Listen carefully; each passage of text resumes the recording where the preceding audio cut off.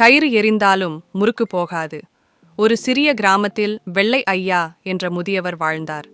அவர் மிகவும் நேர்மையானவர், யாரிடமும் பொய் பேசாதவர், எப்போதும் உண்மையையும் ஒழுக்கத்தையும் கடைபிடித்தவர். ஒரு நாள் அரசின் புதிய அதிகாரி அந்த கிராமத்தை வந்தார். அவர் அனைவரிடமும் வரி மற்றும் கணக்குகள் பற்றி கேட்டு தன் அதிகாரத்தை வெளிப்படுத்தினார். மக்கள் அனைவரும் பயத்தில் தங்கள் கணக்குகளை சமர்ப்பித்தனர். முதியவரும் தன் நிலத்தின் கணக்குகளை வெளிப்படையாக கொடுத்தார். ஆனால் அந்த அதிகாரி லஞ்சம் கேட்டார். சில பணம் கொடு, இல்லையெனில் உன்னை குற்றவாளியாகச் சொல்வேன் என்றார்.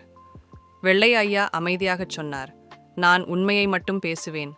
நான் எதையும் தவறாகச் செய்யவில்லை. அதிகாரி கோபத்தில் அவரை குற்றவாளி என பதிவிட்டார். ஆனால் சில நாட்களில் உண்மை வெளிவந்தது. கிராம மக்கள் அனைவரும் அவரின் நேர்மையை சாட்சியமாக கூறினர். அதனை அறிந்த அரசன் முதியவரை அழைத்து அவரின் நேர்மையை பாராட்டி கௌரவித்தார். கிராமம் முழுவதும் அவரின் நம்பிக்கையும் உண்மையும் புகழப்பட்டது. எரிந்த கயிறிலும் முறுக்கு போகாதது போல வெள்ளை ஐயாவின் நேர்மை எத்தனை சோதனை வந்தாலும் மாறவில்லை. பொருள்: எவ்வளவு சோதனை வந்தாலும் நமது நற்குணம் மாறக்கூடாது. பழமொழி: கயிறு எரிந்தாலும் முறுக்கு போகாது. Moral: even in hardship, one's honesty and good nature should never change.